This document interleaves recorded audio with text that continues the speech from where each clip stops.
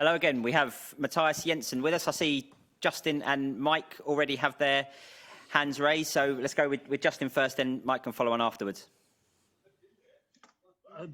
Hi, sorry, I've got my hand raised still from earlier. But congratulations, Matthias. I mean, what are your emotions right now after that? Yeah, it's hard to describe, but I felt everything when the ref blew the final whistle. Yeah, I just the tears just came right to me, so I didn't even see how my teammates celebrated. I think that was where I felt what this meant to me, to my family, to the whole team, to the staff, to the fans, everything in the club.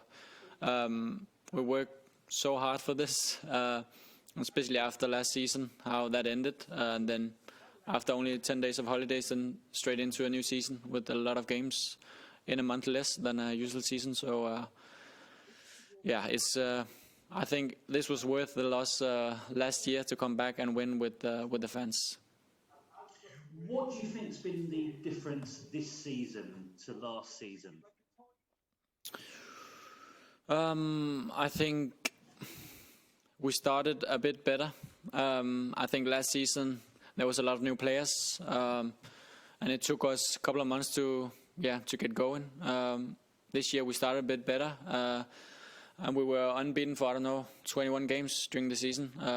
Then we unfortunately had a bit of a down period, but I think we were a bit more solid this season. And I think last year sometimes we played beautiful football, like very beautiful football. But I think this season is just so much more solid. Maybe we didn't play as beautiful as we did last year, but it was just so much more solid.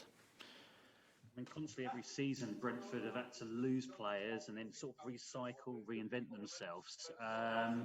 And yet you still keep having great seasons. What's that down to? And it must be nice that hopefully next season you won't have to get rid of anyone. Yeah, I think it just shows how this, how this club is driven, all the way from Matthew and down to all the staff members, and and we don't use they're so good at scouting and not using a lot of money on players, so they're really good to see the potential in players, and then they just deliver whenever they get the chance. I think that's amazing. And can you just describe to me the scenes in the dressing room afterwards? What was that like? It was a bit of a mix between a lot of happy guys and then a lot of tiredness. But yeah, it feels unbelievable, and I don't even think I've realized what has happened yet. But we're going to celebrate this a lot tonight. How much alcohol's been drunk already? I don't know actually, but I feel drunk even though I haven't been drinking that much. But for sure we'll be drunk. Brilliant. Many congratulations. Thank you so much. Thank you. Mike, have you got anything? Yeah, I'm here. Matthias, congratulations. I asked this question of Thomas, and I'll ask it of you as well as a player. When Leicester won the Premier League a few years ago as 5,000 to 1 long shots, it was said that what they achieved allowed every club in the country to dream and to think big. Do you think Brentford are a role model now for other clubs who've maybe either never been in the Premier League or never won a trophy, that Brentford are now a perfect example of what you can do if you think big and dream big? Yeah, 100%. I agree. I think, as Thomas said, I don't know, yesterday or so, we are maybe a bit under the middle of the table when you think about the budget. So the way this club is driven is just I think very impressive. The way they use the money is really clever, and hopefully we can do very well in the Premier League as well. There's still a bit of time to go, but I think this is what we've been dreaming of for so long and working for. So I think it's a very healthy and very well-driven club like Leicester. Yeah. You mentioned, Matthias, that perhaps this season the football has not been quite as beautiful, perhaps a little more pragmatic as than last season, but it's it's gained promotion. I know you've got all summer to think about this, and probably this is a question for nearer August, September time than now. But do you think that the key to however you do in the Premier League next season will be, again, to be clinical and ruthless and pragmatic rather than trying to play beautiful football? I meant, when I said that before, I didn't mean like we didn't play beautiful football this season.